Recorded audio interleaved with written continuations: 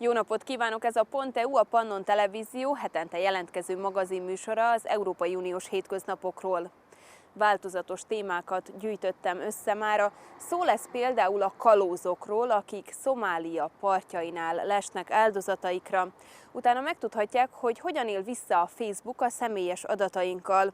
És az elektronikus hulladékok újrahasznosításáról is láthatnak majd egy színes riportot, de sok más témával is készültem, tartsanak velünk! Kezdjünk tehát a kalózokkal. Szomália partjaihoz utazunk most, ahol az Európai Unió különleges erői is küldetést teljesítenek, vagyis harcolnak a hajókat megtámadó kalózok ellen. Most megmutatjuk egy napjukat.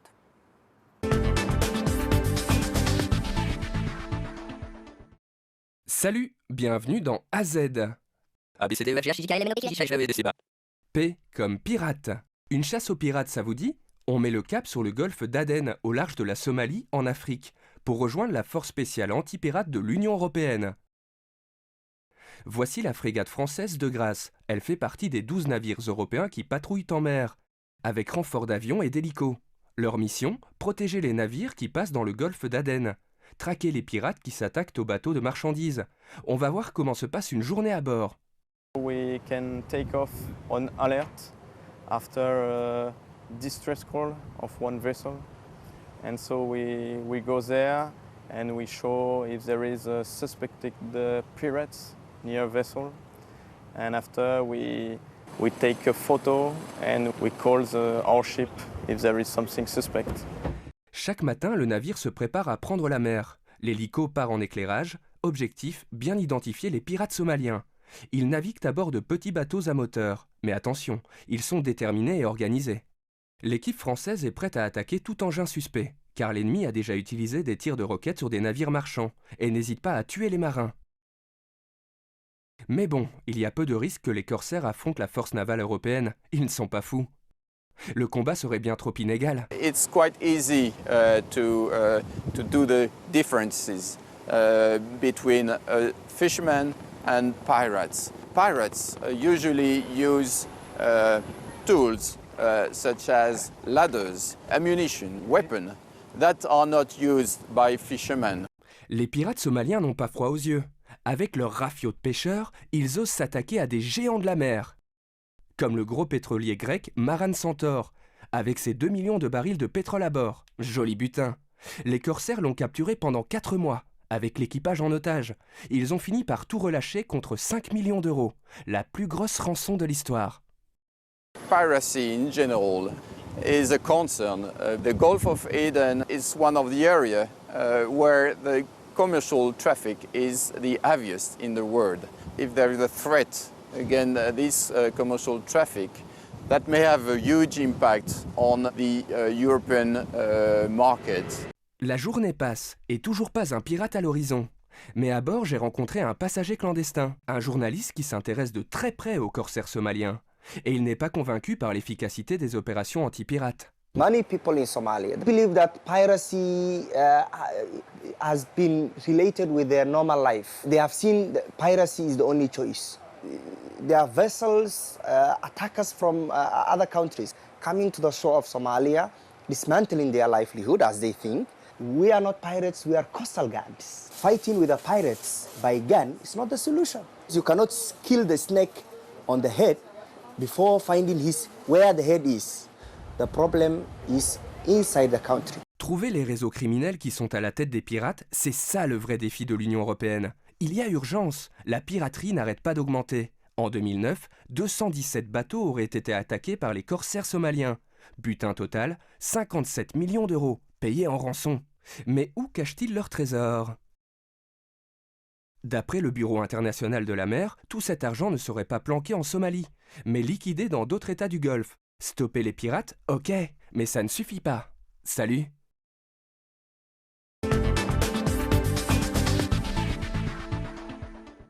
Mit tesz a Facebook a személyes adatainkkal? Mi mindenre használja fel ezeket, és mi a helyzet akkor, hogyha nem mi, hanem valaki más osztja meg például a telefonszámunkat?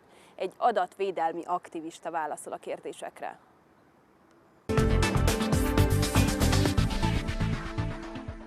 Until October 2015, the so-called Safe Harbour Agreement was supposed to govern the privacy of EU citizens' data transferred to the US.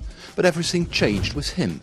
Max Schrems wanted his data back from Facebook and successfully prompted the European Court of Justice to invalidate Safe Harbour.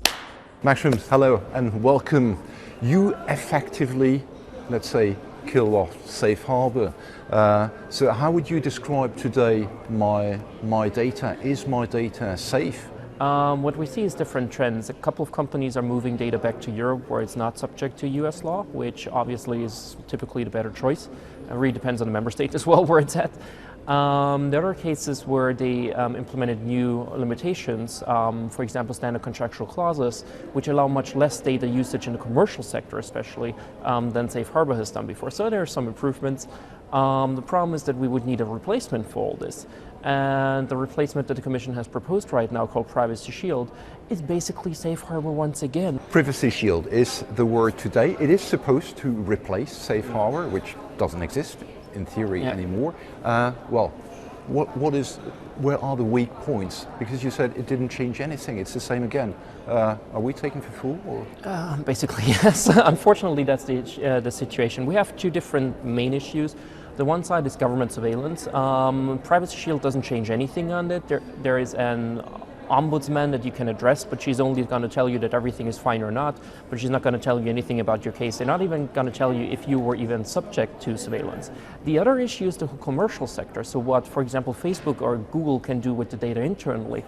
And there we have teeny tiny limitations, where as a lawyer you only need 2 lines in a privacy policy to override them anyways. So that's very interesting, as the court has requested essentially equivalent protection from the Privacy Shield. It doesn't give it in either one sector, not in mass surveillance, but also not in the private sector. If we go back just to your years of fight against Facebook, of course Facebook it's not against Facebook, it's about the issue of data protection. How do you see the future now? And in the long run, the big question is really in Europe, are we enforcing our right to privacy, or are we continuing to kind of put it and post it everywhere and say we're these great privacy protectors, but in reality we're not doing anything about it, and that may change in 2 years when the data protection reform comes along. Mainly because we have no penalties. In Austria, the maximum penalty in my home country is 25,000 euros. So basically, if you ask a lawyer how to comply with the law, it's going to be much more expensive as a company than just breaking the law. And that's what we did for a long while, because privacy was more seen as like a consumer rights, it would be nice to have thing. But since the Lisbon Treaty, it's a fundamental right in the European Union, and we haven't really caught on to that so far. But okay, you studied in the US. To change it on the other side, the US would have to change something. If they want to change something, they have to change the Patriot Act. The EU will never have enough pressure to make them change the Patriot Act. That's a big question if you at least get certain limitations, because on the other hand, you got to see that the Silicon Valley is one of their biggest exports, basically. If they have the biggest market in the world, which is the European Union in the end, blocking them effectively because of all these surveillance laws, there would be a lot of pressure from the Silicon Valley and Washington saying, your surveillance laws are damaging our international business. And I think this would be the pressure point to use. Unfortunately, the Commission has basically given in before that. Let's go back to Facebook. What should I do to have my data safe on Facebook? It's a question where I don't have any answer to, because basically if you're not stupid online, which most people aren't, if they're not posting their naked pictures, you don't have a lot of possibilities to limit it. Basically, companies are trying to tell you you're in charge of it, but in fact you're not. Your friends are posting your data, colleagues of yours are uploading your phone number. You don't even have to be a member of Facebook that they have your data and have a profile on you. We call it shadow profile. So the idea of you as a person being able to change something substantially is, I think, wrong. I think we could possibly change something through legislation. The European Parliament has pushed a lot for the data protection reform, and I do see that this would actually be a substantial change. Really putting that on the individual user is something that I think is very unfair, because no one, not even tech experts that do that every day, really know what these devices do. How should the average guy on the street make this informed decision? But one more time, is the word data protection even possible today? I hate the word. It's about informational self-determination. It's about you being in charge, who knows something about you, who can use your information, and who is making money off your information. You should have all the choices. You could be as naked and not public as you want to be on the internet, but you got to make the choice, it's not someone else. Mushrooms. Thanks a lot. Thank you.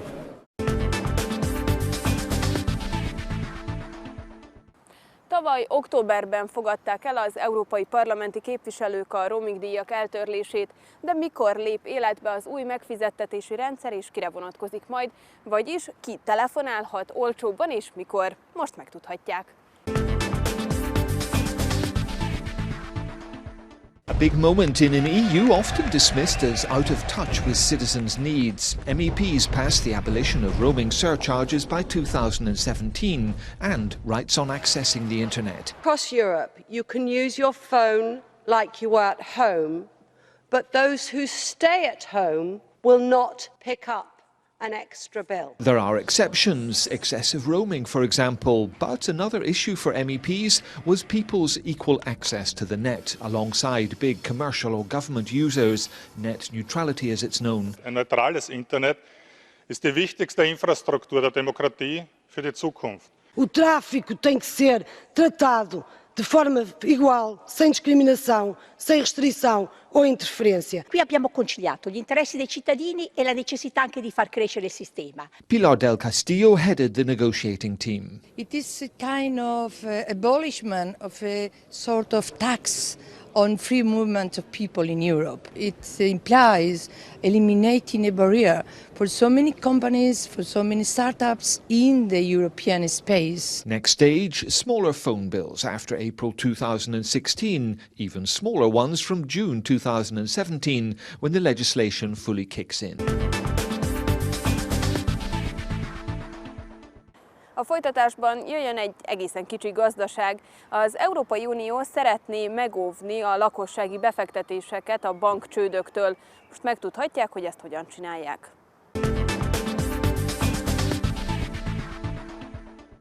In the aftermath of the financial crisis, wayward banks were reined in. A banking union for the Eurozone was devised with three core strands. The European Central Bank would supervise national bank practices. A mechanism to support banks in trouble before they went bust came into force in 2016, and the last step, still to be undertaken, will try to keep savings secure. But has it been the right medicine? It would have been better to create a new institution as a European banking supervisor.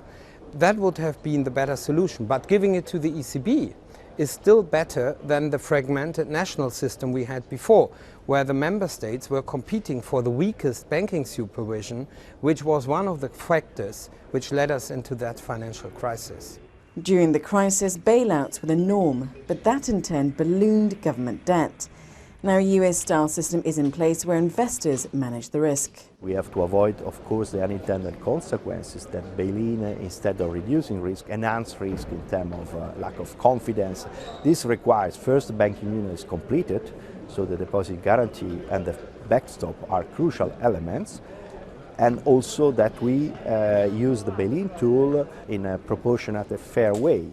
But Germany remains opposed to a deposit guarantee system, saying it redistributes risk across the EU.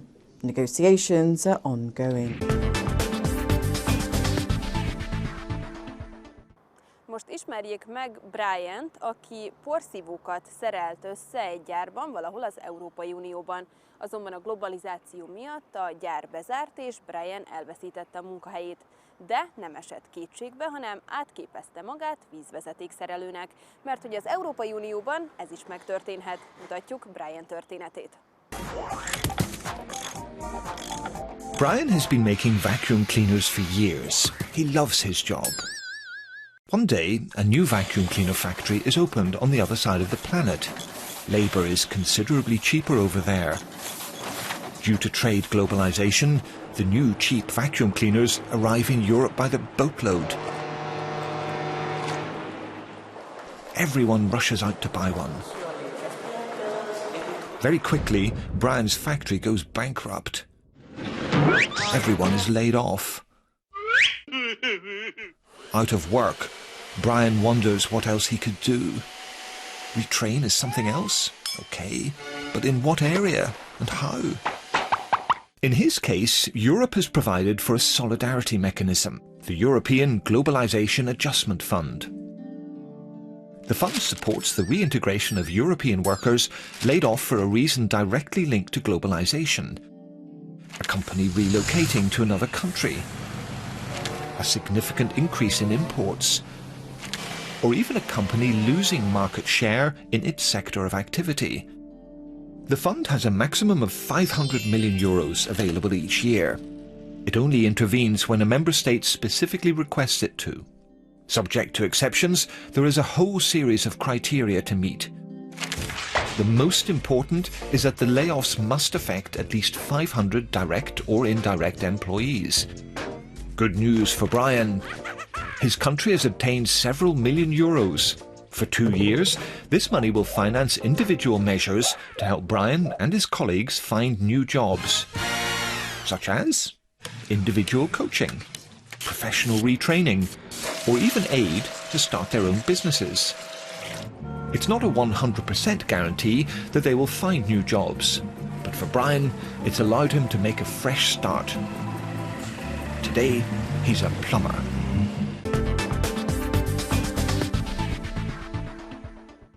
A műsor kis zöld robotjának, Blinknek is a porszívók mozgatják meg a fantáziáját. A műsor utolsó riportja az elektronikus hulladék újrahasznosításáról szól. Ugyanis az elektronikus szemét körülvesz minket, mindent eláraszt, pedig új termékeket, például új porszívókat is készíthetnénk belőle.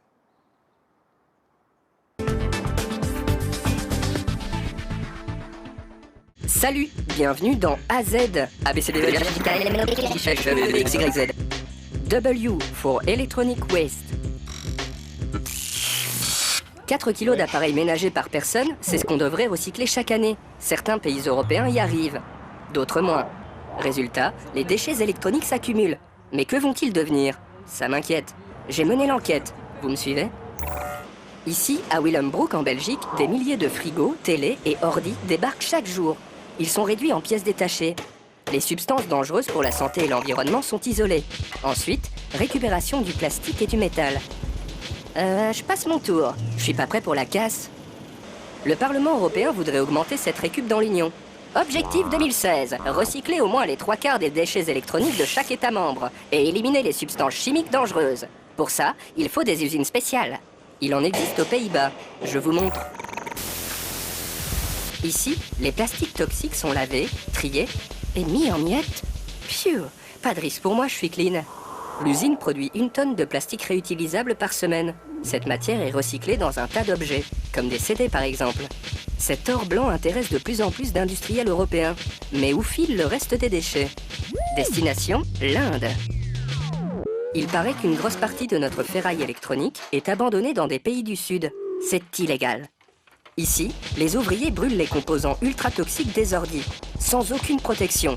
Ils récupèrent des métaux comme le cuivre, au risque de leur santé. Pour éviter ça, le Parlement européen voudrait qu'on contrôle mieux le recyclage de nos déchets électroniques. Moi, je veux pas finir dans ce genre de trafic. En attendant une loi européenne, je préfère encore me réincarner en aspirateur. Il paraît que c'est possible. Dans cet aspirateur, il y a du plastique recyclé. Bof la couleur, mais pas mal le design. Les industries du recyclage et les géants de l'électronique commencent à travailler ensemble. Leur but, fabriquer des produits plus beaux, solides et plus recyclables. Faudrait passer à la vitesse supérieure. Il y a de plus en plus de déchets électroniques. 9 millions de tonnes à jeter aujourd'hui. Et en 2020, il y en aura 12 millions. Et si je pouvais avoir une belle seconde vie? Allez, salut.